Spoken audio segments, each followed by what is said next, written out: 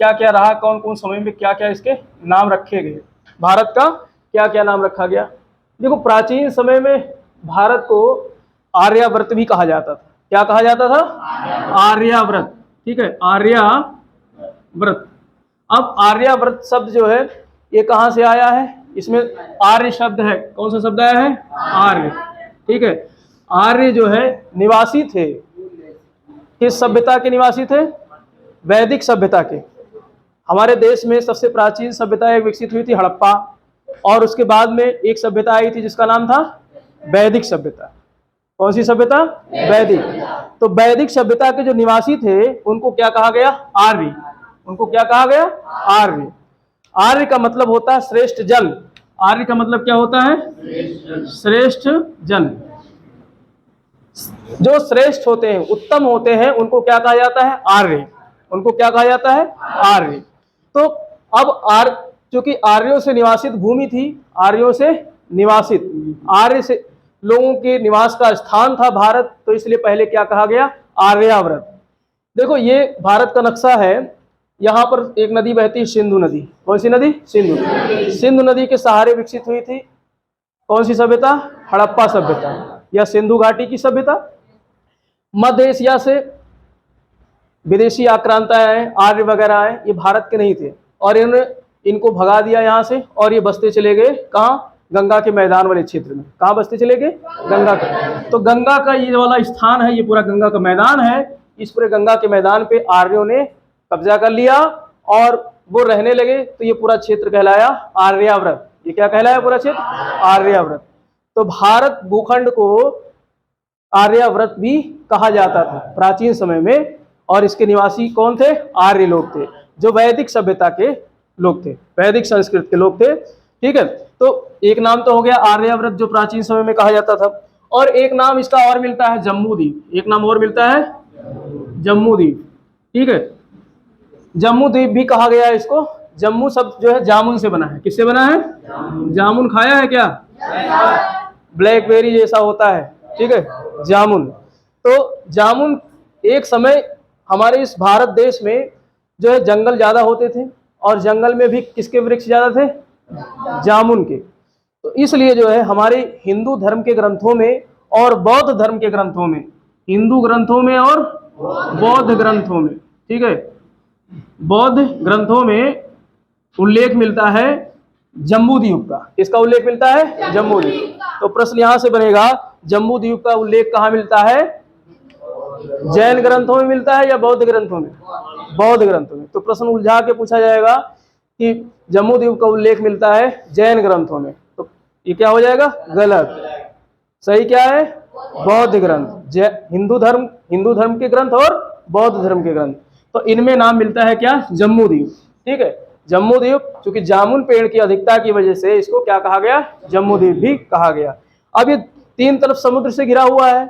इधर आपका बंगाल की खाड़ी पूर्व साइड में, पश्चिम साइड में अरब सागर, दक्षिण में हिंद महासागर। ठीक, एक विशाल जो है उपमहाद्वीप के रूप में फैला हुआ है, और तो इसको जो है एक द्वीप की संज्ञा दी गई। किस द्वीप के नाम से? जम्बूद्वीप के नाम से। ठीक है, अब इसके बाद बात करते हैं हम लोग। आपने सुना होगा दुष्यंत और शकुंतला की कहानी। हस्तिनापुर के महाराज थे, सम्राट थे, हस्तिनापुर के महाराजा थे, जिसका नाम था दुष्यंत, और उनकी पत्नी थी शकुंतला। उनकी पत्नी क्या थी? शकुंतला। और उनका एक बेटा था भरत। उनका बेटा था भरत। तो जो बेटा भरत था वो प्रतापी जो है शासक हुआ बाद में, तो उसके नाम पर, भरत के नाम पर ही इस देश का नाम पड़ गया भारत। इस देश का नाम क्या पड़ गया? भारत। ठीक है, तो उसके नाम पर ही इस देश का नाम भारत पड़ गया। ठीक है, और इसके अलावा इसका एक नाम है हिंदुस्तान। इसके अलावा इसका एक नाम क्या है? हिंदुस्तान। अब देखो, हमने बताया कि एक नदी बहती थी जिसको बोलते हैं सिंधु नदी।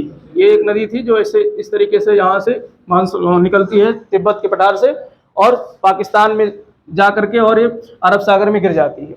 तो सिंधु नदी की, ये पहले भारत का ही हिस्सा था। पाकिस्तान वाला हिस्सा तो 14 अगस्त 1947 में बंटवारा हो गया, भारत अलग हो गया, पाकिस्तान अलग हो गया। मध्यरात्रि को दो देश बन गए, 14 अगस्त की मध्यरात्रि को दो राष्ट्र बन गए, पाकिस्तान अलग और हिंदुस्तान अलग। तो उसके पहले तो पाकिस्तान भारत में ही था। तो यहाँ जो सभ्यता विकसित हुई सिंधु नदी के किनारे, तो ये बहुत फेमस रही, ये बहुत फेमस रही। मध्य एशिया से, खास करके फारस से, पर्सिया जिसको आज ईरान कहते हैं, कौन सा देश? ईरान। तो फारस के लोग यहाँ आते थे और ये लोग सिंधु को सिंधु नहीं कह पाते थे, क्या कहते थे? हिंदू। सा की जगह वो हा का प्रोनाउंसिएशन करते थे। जैसे सिंधु शब्द है तो सिंधु शब्द में सा आता है, तो सा की जगह इसको करते थे हिंदू, हिंदू कर देते थे। तो हिंदू नदी कहा करते थे। अब हिंदू नदी किनारे रहने वाले लोगों को क्या कहा इन्होंने? हिंदुस्तान। हिंदू नदी के किनारे के लोगों को कहा गया हिंदुस्तान। तो इस तरीके से हमारे देश का एक नाम और पड़ा, हिंदुस्तान। कहाँ से आया? मध्य एशिया से। जो फारस के लोग थे, पर्सिया के लोग थे, वहां से मतलब लोग आए, आक्रमण किए, भारत में प्रवेश किए, तो सिंधु नदी के किनारे रहने लगे। और इस नदी को सिंधु नहीं कह पाते थे, हिंदू कहते थे, क्योंकि प्रोनाउंसिएशन भारत जैसे लोग नहीं कर पाते हैं। ठंडे देश के लोगों का मुंह पूरा खुलता नहीं है, जबान पूरी खुलती नहीं है।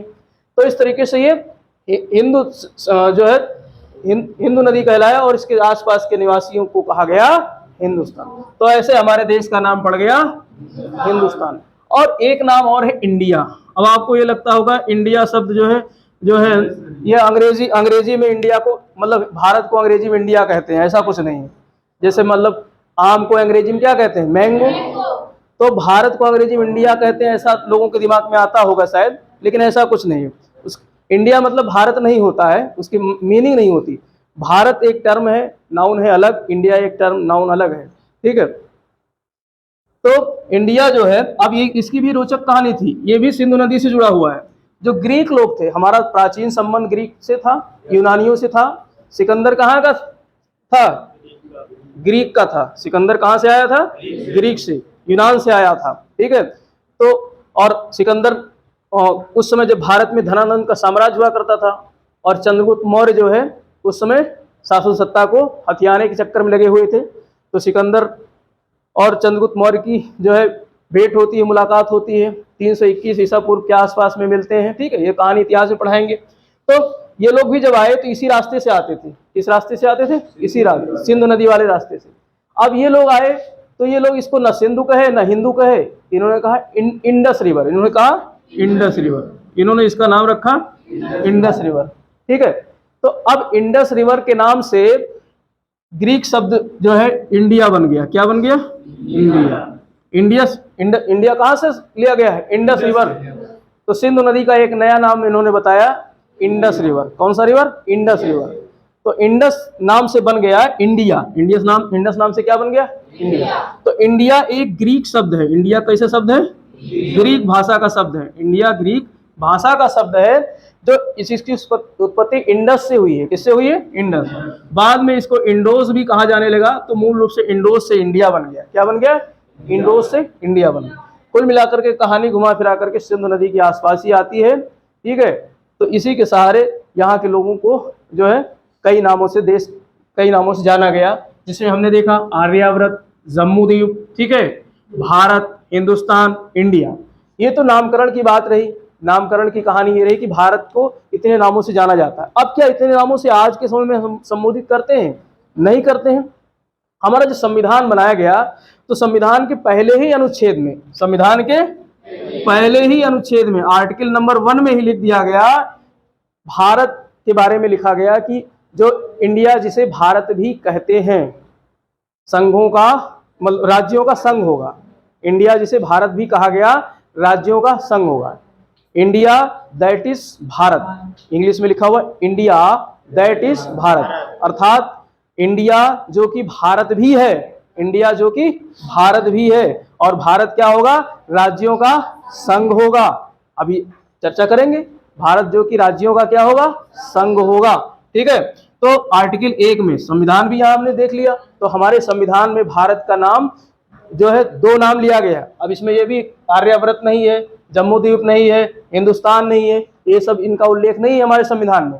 हमारे संविधान में सिर्फ कितने नाम का उल्लेख है? 2 नाम। तो भारत को इंडिया भी कहा गया और भारत भी कहा गया।